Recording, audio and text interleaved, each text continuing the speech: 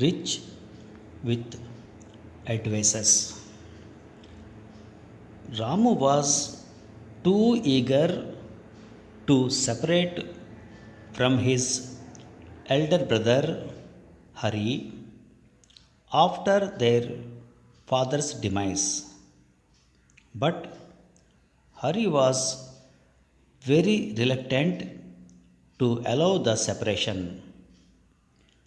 Ramu was extremely naive, and that is why their father, while dying, had urged upon Hari never to forsake him.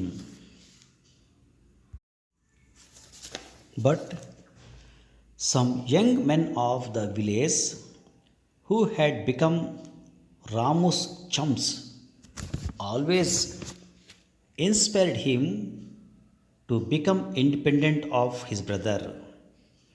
They knew how innocent Ramu was, and so they looked forward to exploiting him when he would possess some property. Hari did not like to displease his younger brother, whom he really loved. He called him to his side one day and said, Ramu, I have no objection to give you your share of the property, but you must first make sure that you can manage it all right. How to make sure? Asked Ramu. Begin doing a little bit of worldly works. When you will feel satisfied yourself that you are doing them successfully, you can separate from me, replied Hari. That is a good idea. Now, tell me, what should I do to begin with? Asked Ramu with confidence. Take a donkey for selling it in the market. Try to live with the sale proceed for a week, staying in that solitary house of ours in the fields, proposed Hari. That is so easy, replied Ramu joyously. That was the day for the weekly market, which was held 5 miles away. Hari gave Ramu a donkey, and Ramu dragged the animal along with him, merrily whistling. A stranger met him on the way and said that he was also going to the market. Ramu was happy to get a companion. The stranger praised Ramu's shirt, his hairstyle, and his sweet figure, and that kept Ramu quite engrossed in the conversation. After a while, the stranger took to another road, saying that he had remembered of some urgent business elsewhere. After the stranger departed, Ramu looked back and, to his utter bewilderment, found that what he dragged was not the donkey but a young man. What happened to my donkey? He stammered out. The young man, with folded hands, said, Sir, 5 years ago I had been turned into that donkey by my wife, who knows witchcraft, because I beat her. Later, Taking pity on me, she had said that a time would come when a very great soul would drag me to the market. Only then I would get back my human form. I see, observed Ramu as he freed the young man from the rope. Well, then, go back to your wife and be careful in your dealing with her. Thank you, sir. And let me give you a parting advice. Never marry a witch, said the young man and disappeared with a few bounces. Ramu did not proceed towards the market anymore. He returned to his village, but since Hari had advised him to live for a week in their solitary house, he straight went there instead of going home. He passed the night somehow, but when it was morning, hunger compelled him to rush home. After gobbling up a heavy breakfast, he narrated his strange experience to Hari and said, although I could not sell the donkey, I am richer by an advice.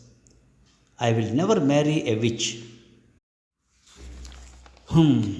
Was all Hari uttered. A week passed. The market day came again. Hari gave 100 rupees to Ramu and asked him to buy a horse.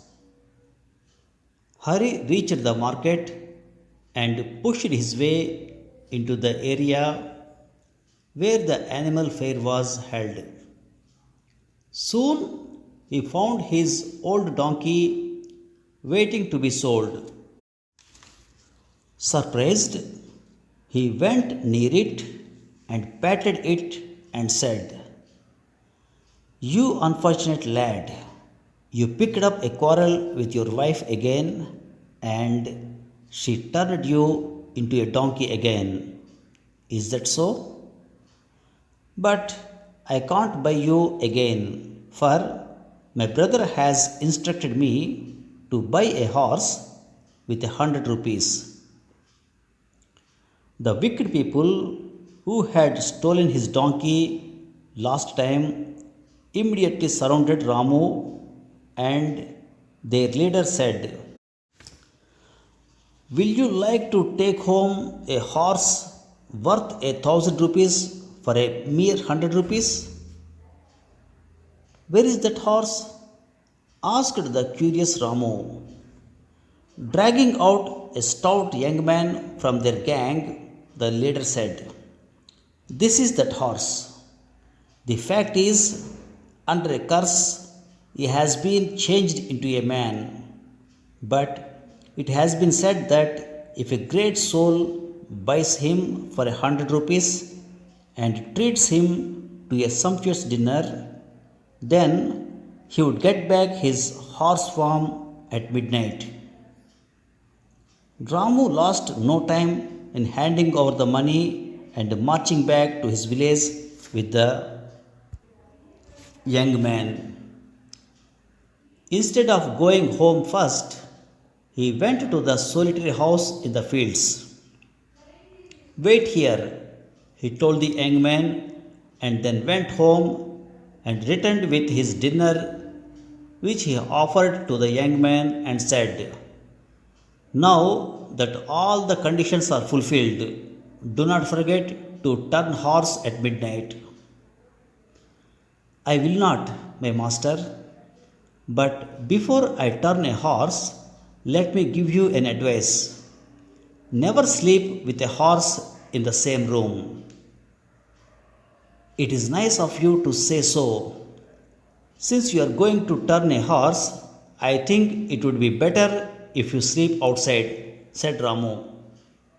Undoubtedly, said the young man as he bowed to Ramu and left the room. Early in the morning, Ramu came out to find the promised horse.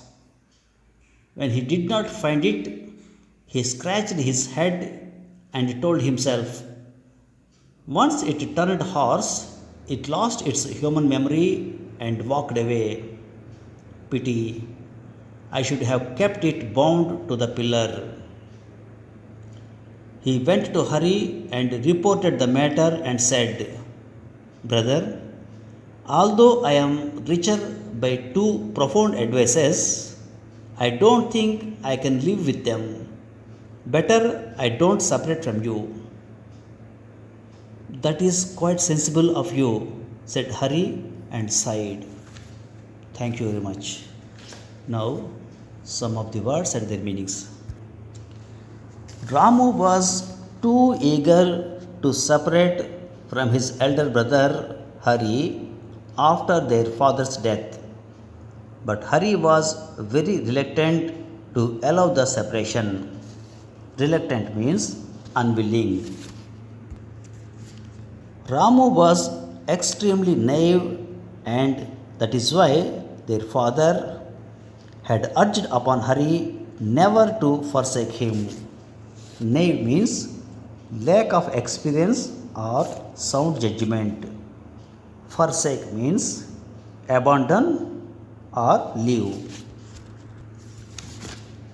Take a donkey for selling it in the market. Try to live with the sale proceed for a week. Sale proceed means funds received from the sale of commodities. Try to live with the sale proceed for a week, staying in that solitary house of ours in the fields. Solitary means existing alone. A stranger met him on the way and said that he was also going to the market.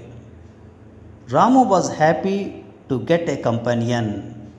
Companion means a person or animal with whom one spends a lot of time or with whom one travels.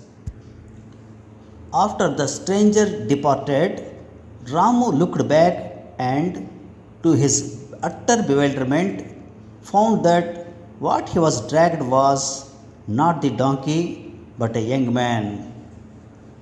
Bewilderment means confusion. Thank you very much.